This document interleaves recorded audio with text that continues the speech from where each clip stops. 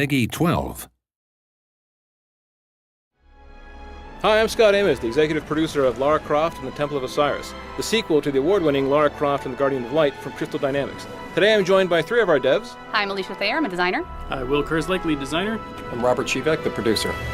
So in today's Dev Diary, we're going to take you through all the awesome, exciting adventure we have planned for you for 4-player co-op action and talk about our characters and all their features. But looking back at Guardian of Light, it was an instant classic when it shipped. It was one of those things that people got together and said, this is an amazing 2-player co-op digital experience. That was the inspiration and the blueprint for us to say, how do we push ourselves further for Temple of Osiris? How do we get to a 4-player game? How do we go with more characters online, with more craziness, with more exotic gameplay? So for us, this is all this labor of love. So in this adventure, we have Lara Croft, the world-renowned archaeologist. We also have Carter Bell, who's new to the series, and he's an up-and-comer and competitor to Lara Croft. Our archaeologist characters have a torch that they can use to light some of our darker tombs and solve puzzles and find hidden rewards. One of the other unique abilities the archaeologists have is the grapple. With this, they can swing over chasms, create rope bridges, and use it to help friends traverse dangerous spaces.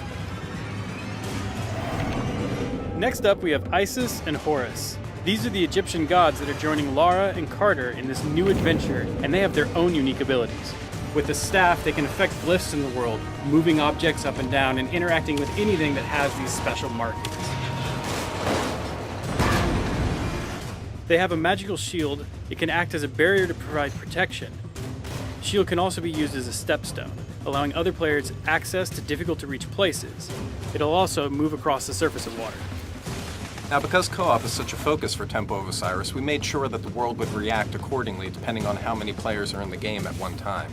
For example, when you add in your friends, the puzzle might actually change dynamically. There could be more mirrors, more obstacles, more enemies to deal with. And naturally, something we've seen is the more players you have at one time, the more chaotic the game can become.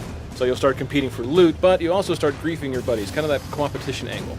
Oh, definitely. So as you're going through on this adventure and you're playing with 4-player co-op, you might be, going through the world, dropping bombs on your friends, accidentally dropping them into spike pits. Nice. Accidentally. Huh? Accidentally, right. Yeah, we've seen Robert. If you guys ever play with Robert online, be careful. He will drop you in a spike pit, as you can see here from this footage we captured earlier today. But the point is it gets crazy hectic, right? Right, and one of the great things is, you have to work as a team in order to defeat bosses and everything, but you'll notice that there's gems that will be dropping throughout the world. Right, and the gems are actually part of our loot system.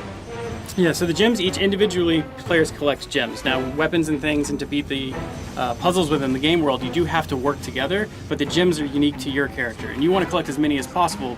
And the cool thing is, when you get to the end of a tomb, there's all these treasure chests that you could open, and you could use them to unlock powerful new rings and amulets, weapons, and costumes for your player. And the chests are different costs based off of the type of loot that you can get from them, so the more gems you have, the cooler loot you get.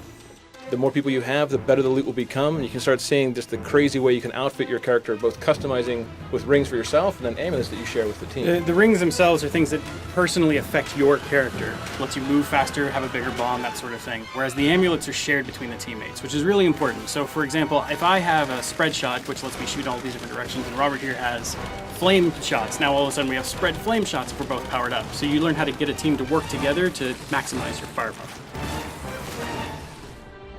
Alright, so that gives you a very quick look over everything that we're doing for Lara Croft and Temple of Osiris. 4-player couch online, mix and match, drop in, drop out, and drop your friends into spike pits.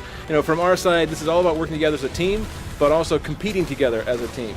This is for us one of those labors of love that we come from the Guardian of Light days, looking forward to what we want in Temple of Osiris Day, so we really hope you guys will love playing it as much as we've loved making it.